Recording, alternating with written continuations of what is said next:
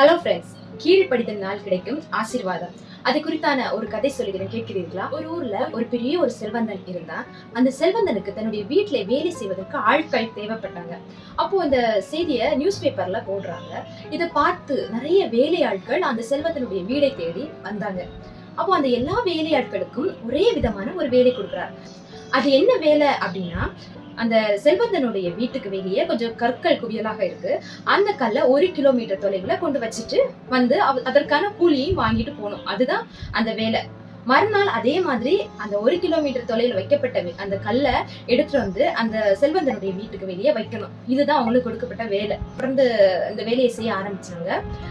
கல்லை செல்வந்தனுடைய வீட்டுக்கு வெளியே இருக்க கல்லை 1 கிலோமீட்டர் தொலைவில் வச்சுட்டு கூலியை வாங்கிட்டு போயிடுவாங்க. மறுநாள் வந்து அந்த கல்லை இங்க எடுத்து வச்சுட்டு கூலியை வாங்கிட்டு போவாங்க. இது தொடர்ந்து ஒரு வாரமா நடந்துட்டே இருந்துச்சு. ஒரு 10 நாளைக்கு பிறகு இந்த செல்வந்தன் வந்து வேலையாட்களை பார்க்க வரார். அப்போ யாருமே வேலைக்கு வரல. ஒரே ஒரு நபர் மட்டும் தொடர்ந்து வேலைக்கு வந்துட்டு இருக்கத பாக்குறாரு. அப்போ அந்த நபரை கூப்பிட்டு அந்த செல்வந்தர் கேட்கிறார், எல்லாருமே இந்த வேலையை விட்டு போயிட்டாங்களே, யாருக்கும் இந்த வேலை பிடிக்கல, நீ ஏன் இந்த வேலையை தொடர்ந்து பண்ணிட்டே இருக்க அப்படின்னு கேட்கிறாங்க. உனக்கு அவ்வளவு பிடிச்சிருச்சு அந்த வேலை அப்படின்னு அந்த செல்வந்தர் கேட்கிறார்.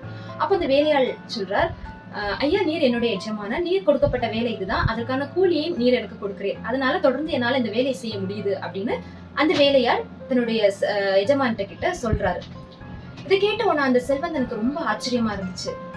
இந்த காலத்துல இப்படி ஒரு பையனா, எவ்வளவு உண்மையா கீழ்ப்படிதலான ஒரு பையனா இருக்கிறான் அப்படின்னு சொல்லிட்டு தன்னுடைய வீட்டுக்கு கூட்டிட்டு போய் தன்னுடைய வீடை முழுவதும் சுற்றி காமித்துட்டு வீட்டுல இருக்கிற முக்கியமான வேலைகளை அவர் செய்யும்படியாக அந்த நபருக்கு கொடுத்தார். அதற்கான ஒரு நல்ல ஒரு சம்பளத்தையும் அந்த வேலையால் பெற்றுக்கொண்டார்.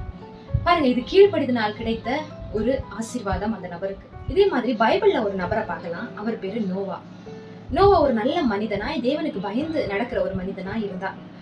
ஆனா உலகம் முழுவதும் ரொம்ப பாவத்தினால் நிறைஞ்சிருந்துச்சு. இதை பார்த்த ஆண்டவர் நோவா கிட்ட ஒரு நாள் சொல்றார், இந்த உலகம் முழுவதும் நான் தண்ணினால அழிக்க போறேன், அதனால நீ உனக்கான ஒரு பேழையை உருவாக்கு அப்படின்னு சொல்லிட்டு ஆண்டவர் நோவா கிட்ட சொல்றாரு.